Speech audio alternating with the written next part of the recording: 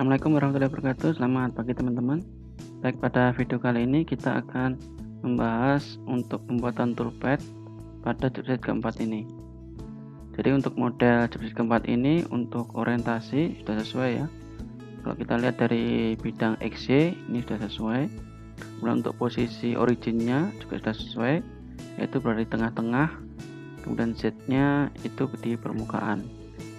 Jadi ini tak perlu kita ubah lagi untuk orientasi maupun posisi, tinggal kita buat untuk wireframe-nya yang nantinya kita gunakan sebagai boundary. Nah, yang pertama kita buat wireframe dulu untuk raw materialnya ya. Untuk raw material itu kemarin sudah saya tentukan ya, yaitu ukurannya adalah 300 x 200. Nah, ini kita buat dulu. Ini kita buat di level 2 ya. Dan kita pilih rectangle, kemudian ini kita pakai angkornya to center ya. Kemudian ini H-nya H itu 200, enter. Kemudian width-nya W itu 300, enter. Kemudian posisinya kita letakkan di tengah seperti ini. Oke. Nah, ini adalah posisi ukuran dari raw material. Kemudian untuk boundary-nya nanti yang kita gunakan sebagai batas, kalau kita gunakan strategi toolpad pocket ya untuk pengerjaan bagian luar ini, atau kalau kita gunakan strategi untuk 2D high speed ya untuk pengerjaan bagian luar ini, maka ini sebaiknya kita perbesar dulu ya, yaitu setengah diameter dari tool yang nantinya kita akan gunakan untuk pengerjaan bagian luar. Nah, kita tentukan dulu untuk toolnya untuk pengerjaan bagian luar ini. Itu kalau kita lihat di sini, untuk di sini ada radius, berarti kita batasannya adalah ini. Untuk radiusnya bisa kita lihat di gambar detail drawing ini ya. Nah, di bagian sini adalah 5,5, maka untuk radius maksimum itu 6 ya, kita perbesar sedikit. Kita perkecil sedikit, berarti 5 ya. Berarti kita gunakan diameter 10. Nah, untuk diameter 10, maka untuk boundary bagian luar ini kita perbesar. Kita gunakan perintah extrude offset contour, kita pilih ini kotak ini tadi yang kita buat tadi. Oke, kemudian kita offset keluar sebesar setengah diameter dari tool yang kita gunakan, yaitu 5, kita lebih 1 ya, jadi kita gunakan 6, minimal itu 5. Kita lebihkan saja supaya nanti memastikan bahwa raw material ini nanti ke machining semua ya. Kita buat 6, ini kita copy dan kita oke. Ini bisa kalian buat ini ya, cornernya itu bisa sharp atau non ya. Kalau non sini seperti ini, kalau sharp seperti ini ya, sama saja nanti hasilnya. Kita oke. Nah, jadi nanti boundary yang kita gunakan bukan yang ini ya, ini raw material, tapi yang luar ini. Oke, setelah itu kita buat wireframe lagi untuk batas dalamnya ya, yaitu yang ini. Kita gunakan create curve on edge. Nah, kita pilih yang ini saja, yang bawah saja. Untuk yang atas berarti yang ini ya, boleh atas atau bawah. Kita pakai yang bawah saja, yang mudah diseleksi.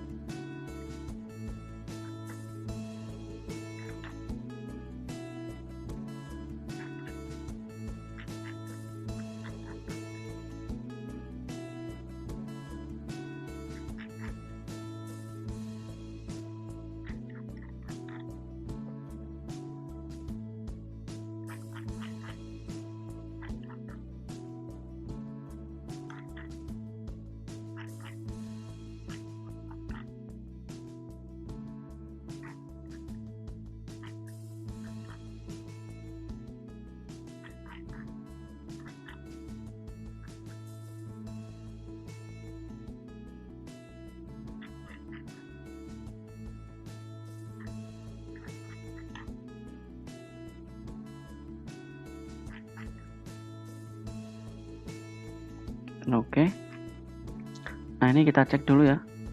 Tadi karena previewnya nggak kelihatan mana yang sudah kita select atau belum, kita coba cek, barangkali ada yang double. Nah, ini ada yang belum malahnya, bagian sini itu belum, ini juga belum. Nah, lebih baik kalau ini kita pertebal ya, biar lebih kelihatan. Jadi bagian sini belum. Create curve on edge, ini dan ini ya. Oke, kita cek lagi. Nah, ini sudah. Nah, ini kita cek, barangkali ada yang double. Caranya analyze seperti biasa ya, chain. Nah, ini ada yang salah ya, berarti di sini ujungnya ini kita cek apakah ada yang double. Nah, ini ada yang double ini kita delete. Nah, kalau kita delete tapi dia tidak hilang, berarti ya double. Analyze lagi, chain, kita mulai dari sini lagi ya. Nah, ini berhenti di sini, berarti di sini juga ada yang double. Ini kita cek. Nah, ini delete. Nah, ini tetap ya, masih ada, berarti double. Kita cek lagi, analyze chain. Nah, ini sudah hijau, tidak ada panah merahnya, berarti ini sudah oke. Oke, di escape aja. Kemudian kita show lagi untuk modelnya, kita buat lagi. Nah, ini kita pertebal saja supaya kelihatan. Oke, kita buat lagi untuk chain yang sini ya. Ini nanti untuk pengerjaan stepnya ini ya. Ini kita pilih yang atas ini, create curve on edge. Nah, kita mulai dari sini. Nah, ini kelihatan ya, kita pertebal saja. Jadi untuk buat wireframe sarannya adalah ini kita pertebal biar kelihatan.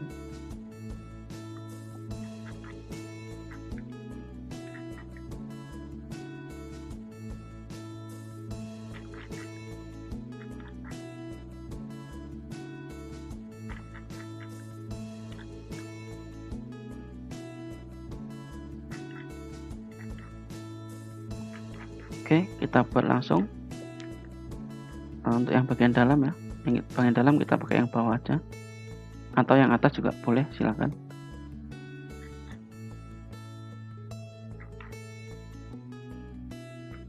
Nggak kelihatan yang bawah, kita pakai yang atas saja. Ntar kita matikan dulu. Nah, ini kita hapus.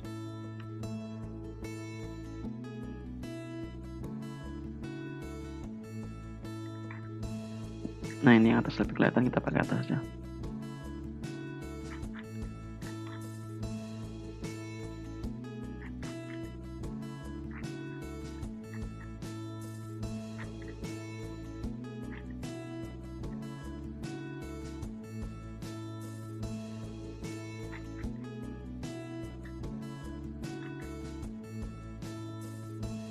Oke, dan untuk lubang ini drillnya juga sekalian.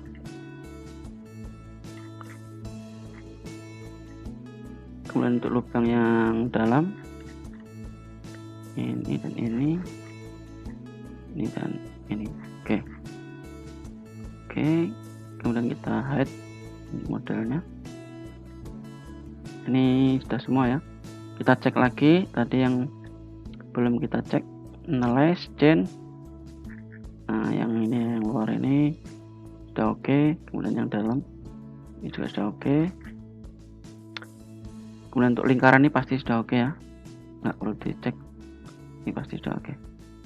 Oke, jadi ini adalah wireframe yang akan kita gunakan nanti sebagai chain atau boundary ya, untuk pembuatan toolpath-nya. Oke, untuk toolpath yang pertama kita flashing dulu ya. Kita pilih toolpath. Oh ya, ini mesinnya harus kita aktifkan dulu, kita pilih default. Nah, oke, dan kita masuk ke toolpath, base. Oke. Nah, untuk kasus kali ini itu stok setup itu tidak kita atur ya. Jadi stoknya kita gunakan wireframe ini.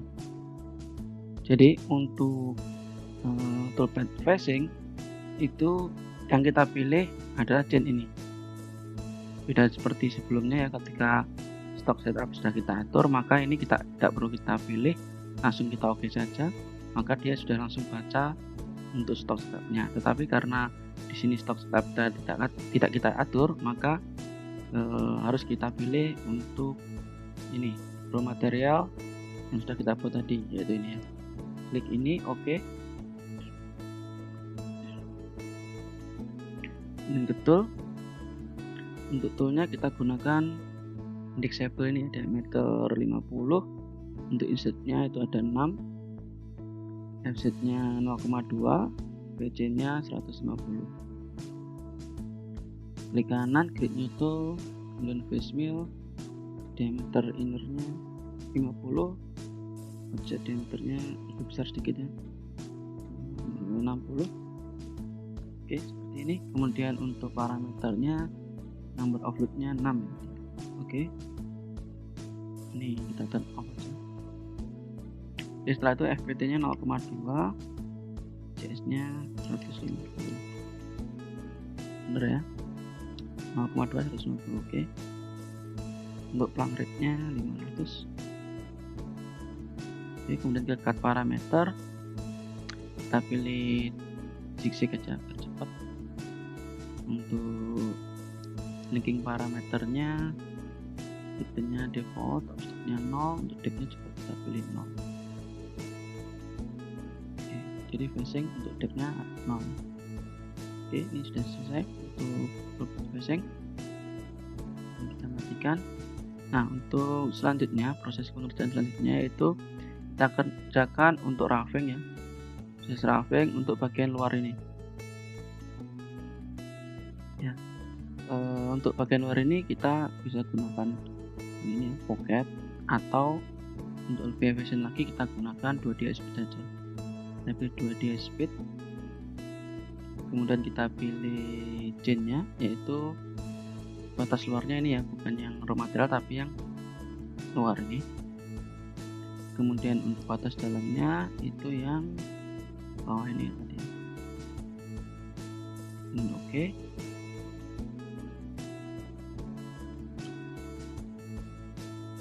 Nah, kemudian kita pilih untuk tipenya di sini ya, yaitu core ya, dynamic core mill. Nih. Nah, sesuai ini ya. Oke, kemudian untuk toolnya kita pakai tadi adalah diameter end mill diameter 10 ya.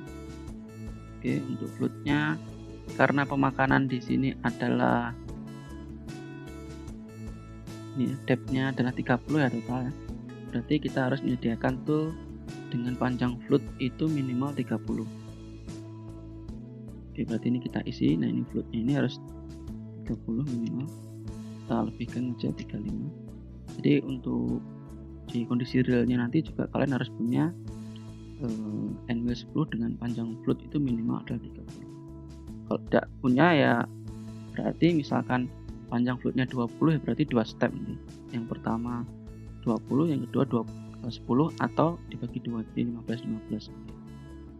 Nah, anggap aja ini kita punya end mill dengan panjang float yaitu 35, berarti bisa kita gunakan. Sejennya harus lebih besar ya. 40, overall-nya kita anggap aja 60. Oke, untuk parameternya number of loop-nya 4. Oke. Kemudian untuk FPT dan VC-nya untuk 2D speed berarti pakai yang ini ya.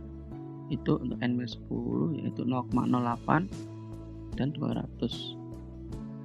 Nah, ini 0,08. CS-nya adalah 200. Oke. Kemudian untuk plumb rate-nya sama ya 500. Cut parameter. Ini approach distance-nya kita isi aja 15 ya. Ini harus lebih dari diameternya supaya lebih aman ya. Jadi, masuknya itu dari luar, jaraknya itu dari raw material itu ini ya, approach distance-nya. Oke, kemudian untuk step over-nya kita pakai di sini AE-nya adalah 0,05D. Berarti kalau 10 berarti berapa? 0,5 ya.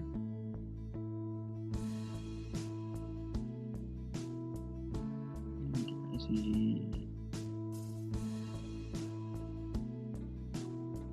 Ini untuk persen ya, jadi kalian bisa isi di sini atau di sini. Kalau di sini milih ini 0,5, nah berarti 5% ya, 0,05 kan 5%,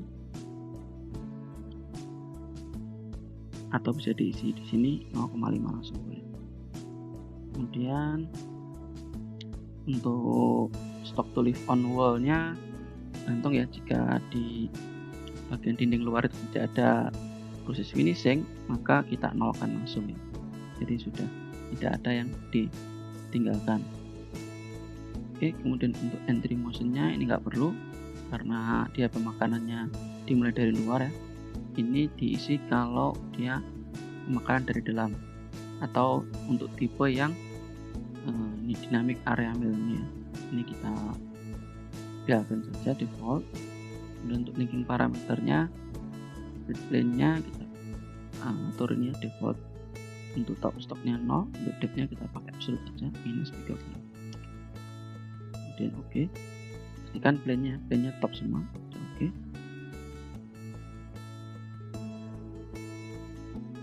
Nah, oke, ini hasilnya sudah selesai. Nah, kita bisa lihat ya, di sini adalah entry point-nya di sini. Untuk distance tadi ada 15.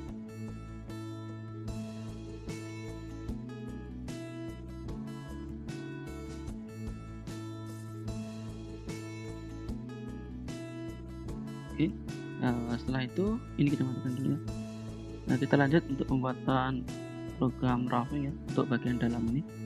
Nah, untuk program bagian dalam ini karena di sini ada tonjolannya ya di sini. Maka nanti kita roughing dulu dari mulai permukaan sampai ke permukaan atas untuk ini lubang dalam ini sampai sini. Karena ini 5, ini 25, sampai sini berarti kita masining dulu atau kita roughing dulu sampai -25. Kemudian nanti kita lanjut lagi dari -25 sampai dari -20 sampai -25. Oke, kita kembali lagi ke sini. Nah, ini kita gunakan 2D speed lagi ya. Kita pilih toolpad, kemudian 2D speed, kemudian kita pilih den-nya yaitu yang ini ya. Oke.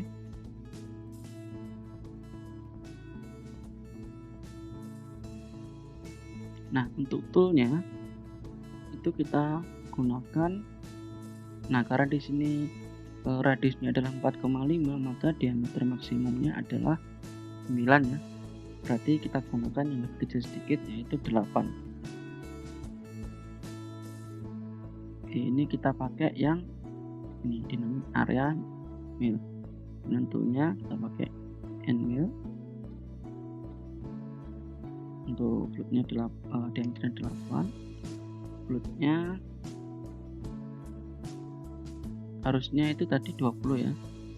Nah, di sini untuk diameter 8. Oh, di sini tidak ada ya ininya. Taloknya. Ini kurang berarti ya. Nah, ini anggap aja kita pakai 0,06 ya untuk FZ-nya. Kemudian untuk B-nya tetap ya 200. Kemudian untuk AP-nya di sini ada 3 kali D, berarti 8 kali 3 itu 24, masih cukup ya. Oke, berarti ini kita pakai 25. Ini 30. Nah, ini nggak pengaruh ya ini. Ini mau di set berapapun, yang penting nanti di realnya itu untuk fluidnya ini harus bisa mencukupi untuk kedalaman tadi berapa 20. Jadi ini kalian untuk simulasi itu kalian isi aja lebih dari 20, tapi nanti untuk kondisi realnya itu walaupun nanti tidak sama dengan ini, misalkan untuk kondisi realnya itu ternyata fluidnya 30 atau 26 atau 27 itu nggak masalah, yang penting harus lebih dari 20. Oke, kemudian untuk parameternya untuk number of fluidnya 4 ya. Oke, kemudian ini tadi kita pakai 0,06 ya, karena tadi tidak ada, kita pakai aja 0,06. CS nya adalah 200. Kemudian untuk plung rate nya 500. Oke, kemudian untuk cut parameter, nah ini karena dia adalah area maka tidak ada approach distance ya, karena dia pemekarannya atau entry point-nya dari dalam. Jadi untuk entry motion-nya itu kita pakai yang ini, entry motion. Nah, kita gunakan helix, kemudian helix radiusnya biarkan aja default sudah oke. Kemudian pelang angle-nya kita isi 3. Set clear-nya boleh diisi ya, kita lebihkan, jadi mulainya ini tidak pas permukaan tapi di atas permukaan itu sebesar berapa, 1 mili. Oke, kemudian ke linking parameter, ini absolute, stoknya 0 sampai depth-nya absolute minus 20.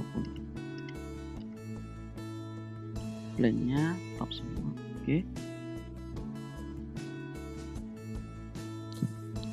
Nah, oke.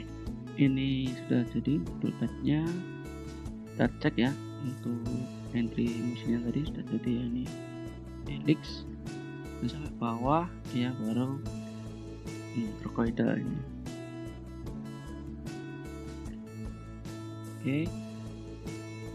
Kemudian kita roughing lagi untuk pengerjaan ini ya, selanjutnya ya, dari minus 20 tadi ke bawah sampai minus 25.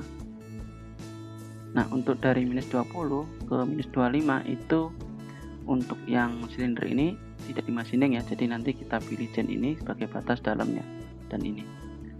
Ini kita matikan dulu, kemudian kita buat lagi toolpath, kita pakai 2D speed, kemudian untuk gennya kita pilih yang ini ya, plus ini untuk batas dalamnya dan ini. Oke. Untuk cutting toolnya tetap ya, karena di sini ada radius tadi 4,5. Nah, ini kita bisa pilih ini lagi ya, tool yang sama, tetapi di sini kita harus isikan lagi untuk FPT dan cutting speednya, CS-nya 0,06 200, pelangnya 500. Kemudian untuk cut parameternya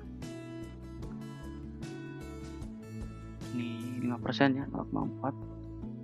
Entry motionnya kita pakai tetap ya, masih tetap.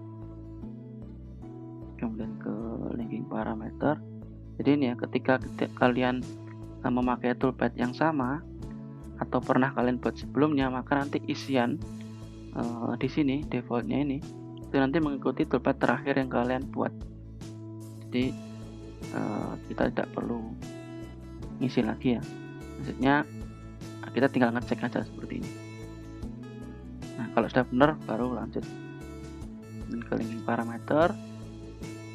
Ini kita isi dari minus 20 ke minus 25.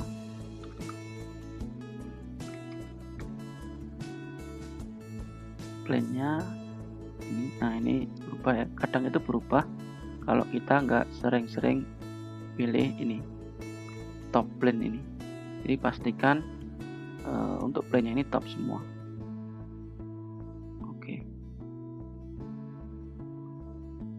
Oke, nah ini untuk programnya sudah jadi ya.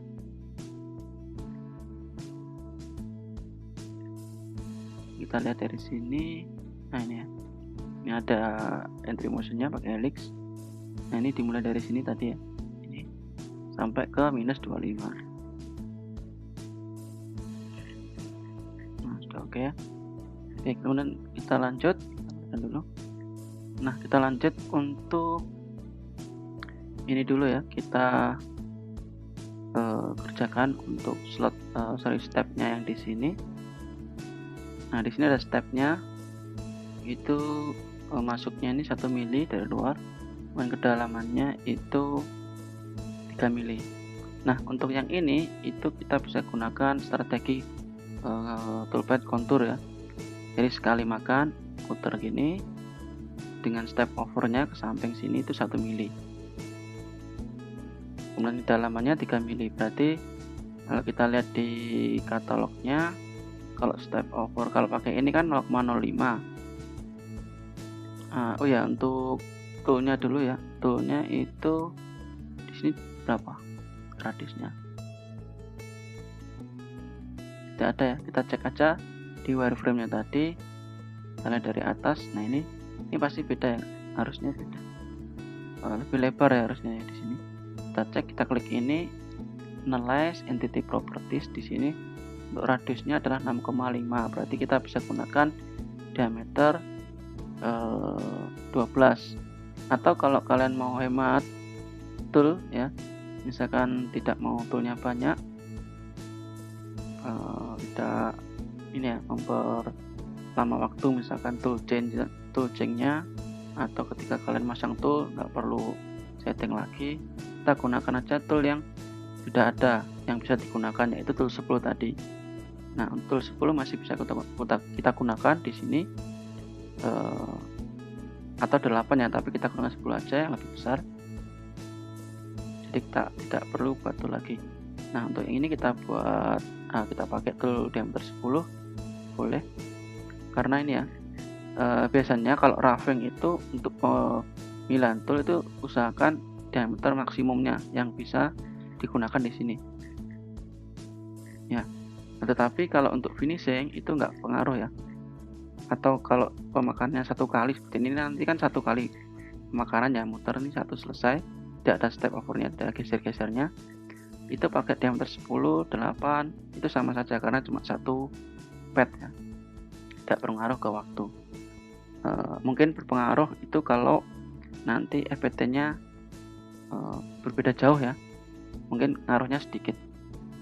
Jadi kalau kalian mau maksimum ya nggak apa-apa, kalau misalnya produknya massal itu pakai aja yang besar ya, tapi kalau cuma satu ya berarti kita pakai yang sudah ada aja. Nah, sementara ini kita pakai yang ada aja, atau kalau kalian mau bikin tool baru diameter 12 ya oke, nggak masalah. Nah, ini kita pakai NML 10 yang sudah ada aja ya. Kemudian di sini untuk 10 itu kan tadi 0,05 ya, atau 5%. Itu untuk AE nya adalah 0,5. Padahal tadi untuk step ini step overnya ya di sini 1, berarti tidak bisa pakai yang ini ya. Kita pakai yang ini ya, 0,1 ini ya AE nya. Nah, ini itu berarti kalau 0,1 kali 10 berarti 1 mili pas ya. Kita bisa pakai ini. Untuk AP nya ada 1,5D, berarti 15 ya, berarti masih bisa digunakan karena di sini 3 ya. Nah, kita pakai yang ini. Untuk FZ nya yaitu 0,082 ya di sini, 0,082. Kemudian PJ nya ada 170.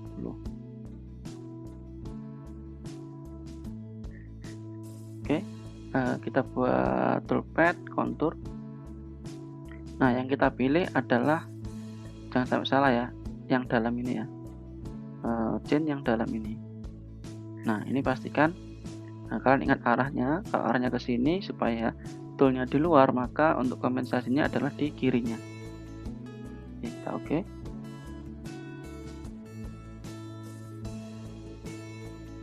Kemudian tool kita pakai diameter 10, dan di sini tadi 0,082 170.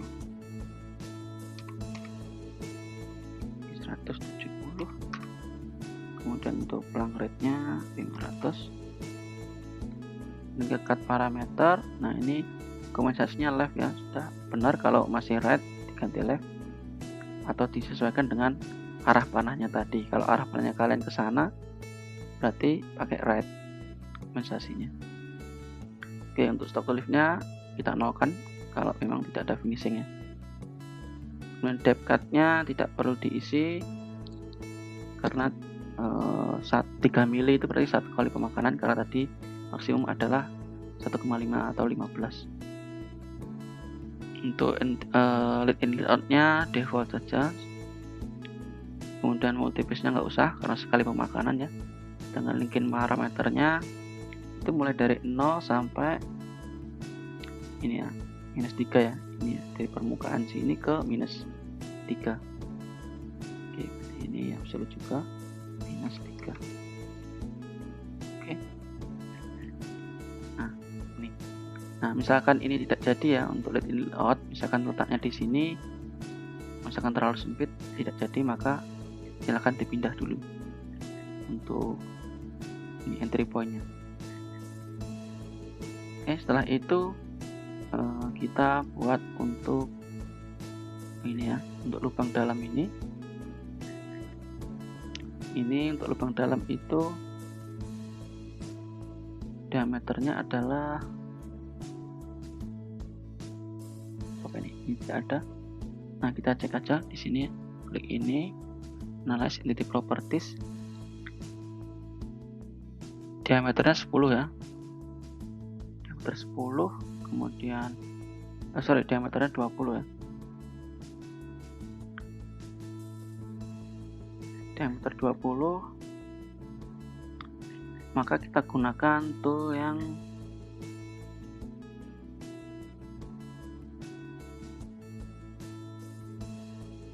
kalau kita pakai 10 berarti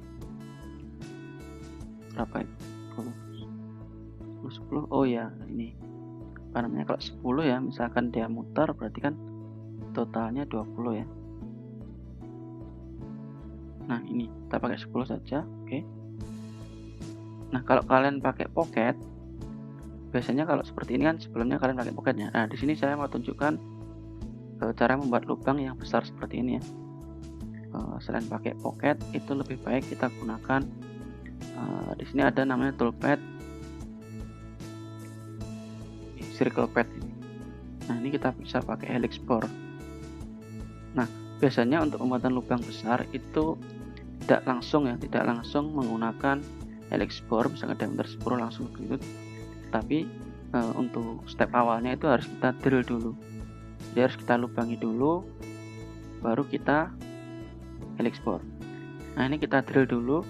Untuk drillnya kita gunakan diameter sama dengan ini ya, biar tidak ganti tool atau tidak kebutuhan toolnya tidak terlalu banyak. Ini kita cek, ini diameter 90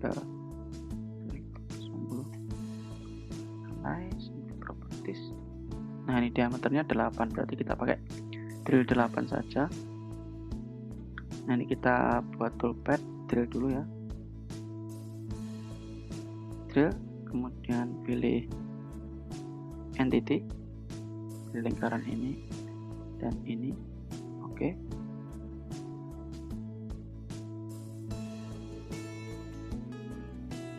Kemudian klik new tool, drill diameter 8. Selanjutnya kita buat 40 sekalian ya.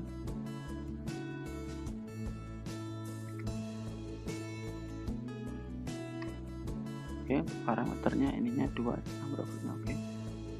Nah, untuk diameter 8 itu FZ nya 0,17, PJ nya 77.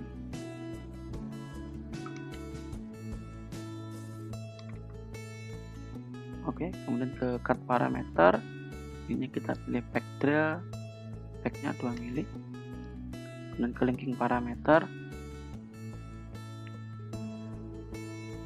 retaknya kita absolutekan aja biar lebih aman ya. Oke, kemudian top stocknya mulai dari ini ya, dari sini ya, ini sampai ke sini, berarti ini minus 20 sampai minus 30.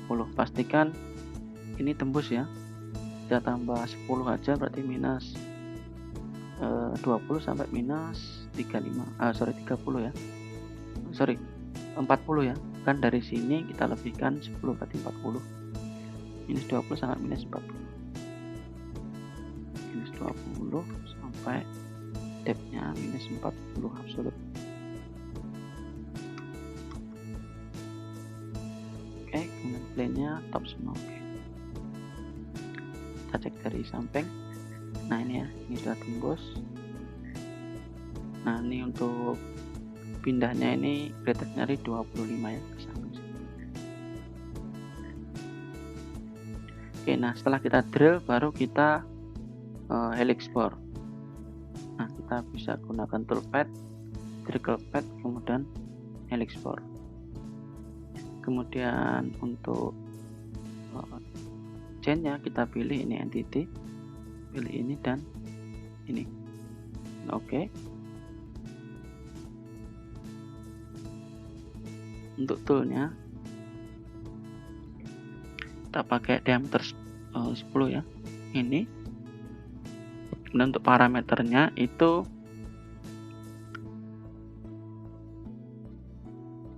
bentar, saya gambar dulu ya biar lebih jelas.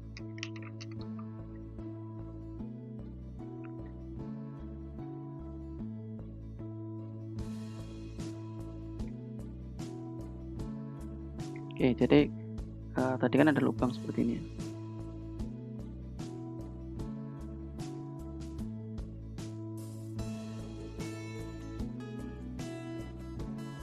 Nah, ini karena tadi sudah kita drill di sini ya. Di sini pakai diameter 10 tadi ya. Dengan lubangnya ini adalah diameter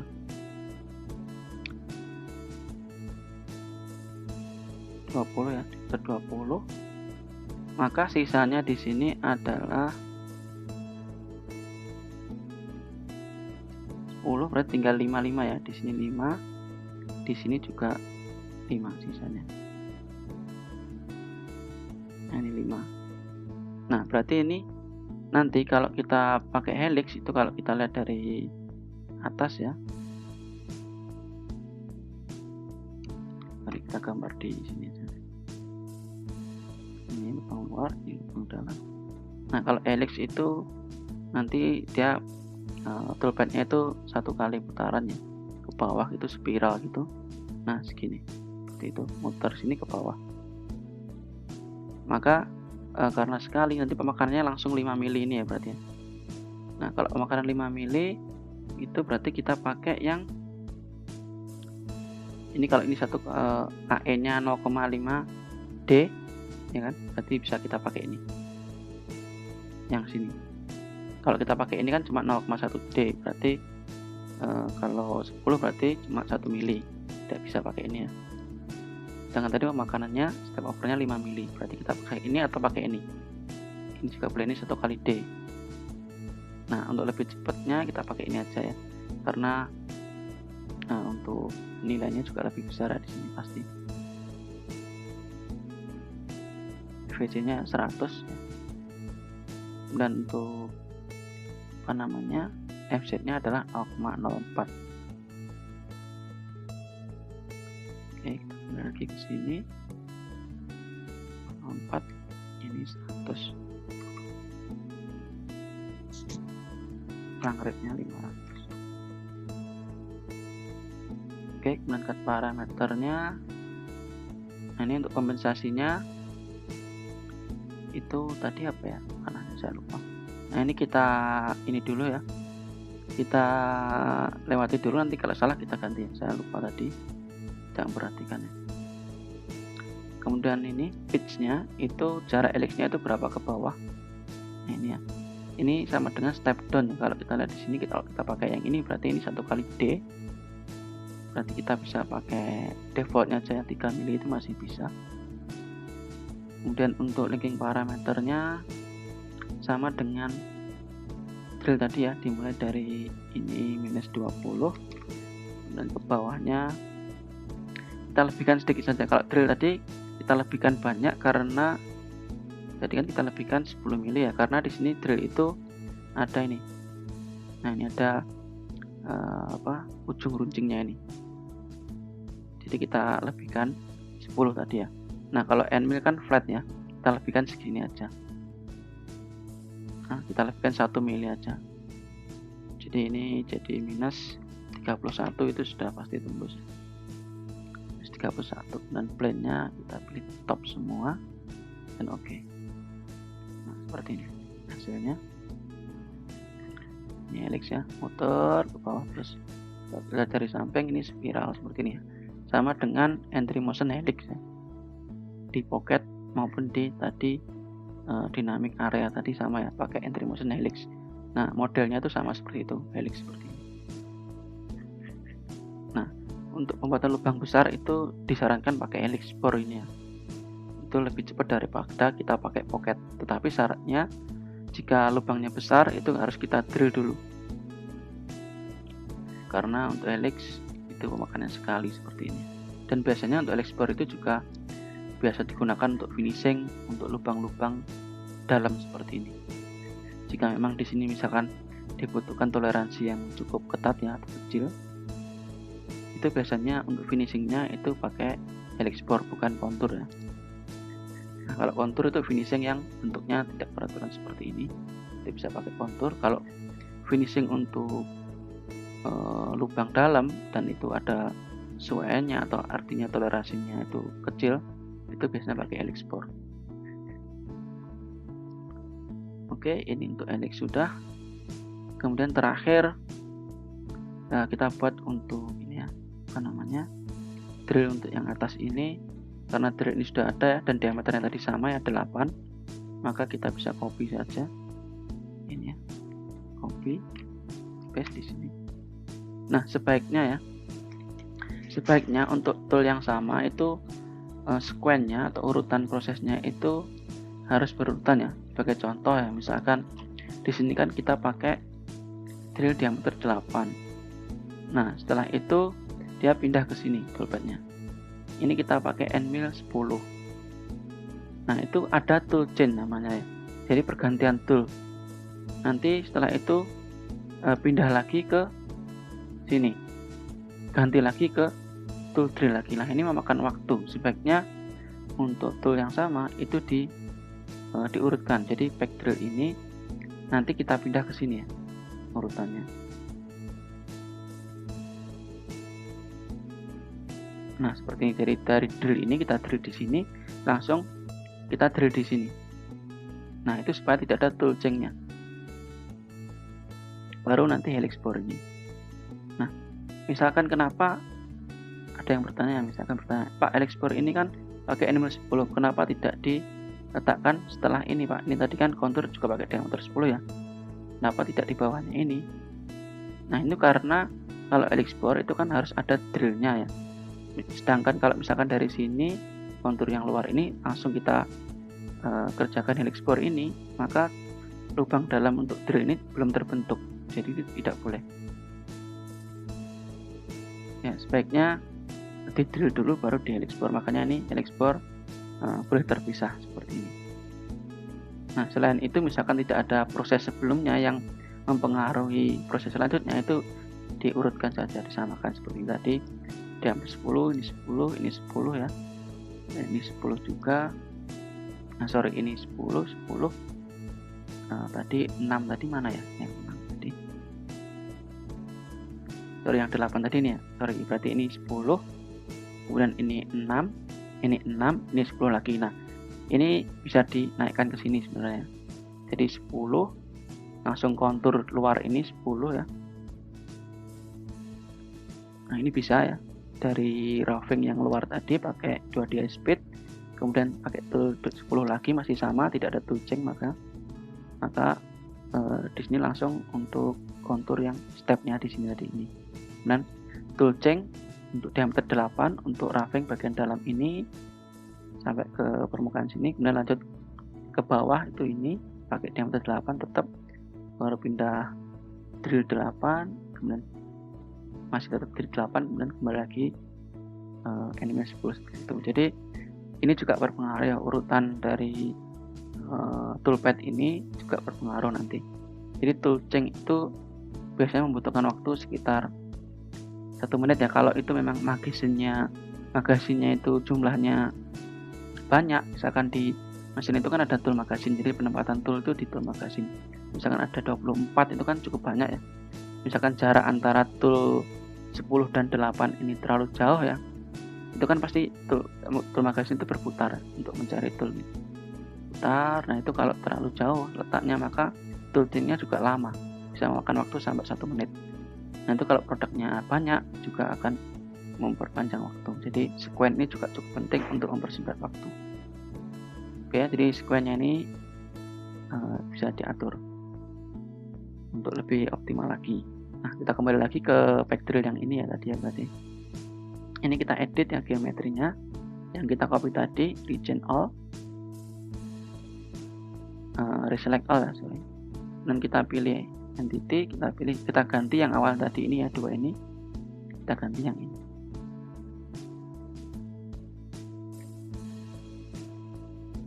Oke, dan oke lagi. Nah, untuk parameternya tetap ya, karena kita pakai tool yang sama. Kemudian untuk depth-nya kita ganti lagi.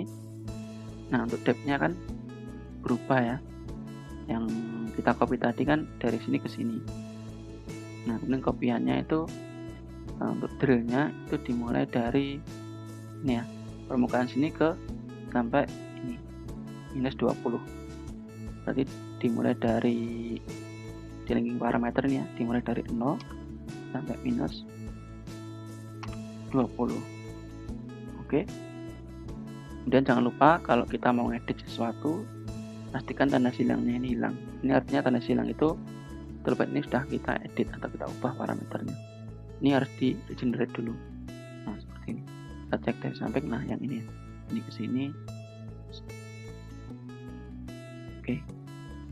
Nah, kira-kira ini sudah cukup ya. Sudah selesai untuk membuat job sheet keempat ini. Nah, dari toolpad ini pun sebenarnya sudah bisa kita lihat ya benar salahnya. Atau kalian bisa simulasi.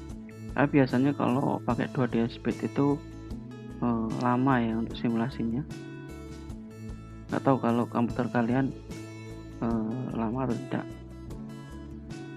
Nah, ini kita atur dulu untuk ini ya, stoknya ya. Nah, karena stoknya tadi kita pakai chain, bukan pakai stock setup value, jadi kita bisa gunakan ini, stock corner. Nah, ini kita pilih dari ujung sini ke sini, diagonal ya yang penting, atau sini ke sini boleh. Nah, pilih yang raw material ini ke sini. Kemudian untuk sheet-nya atau ketebalannya terserah ya. Ini hanya untuk simulasi. Kita buat aja 50. Oke. Nah, kita pakai speed aja. Nah, ini kita bisa percepat, kalian bisa play atau kita bisa pakai fast forward ini. Ini kita play, tunggu sampai ini 100%.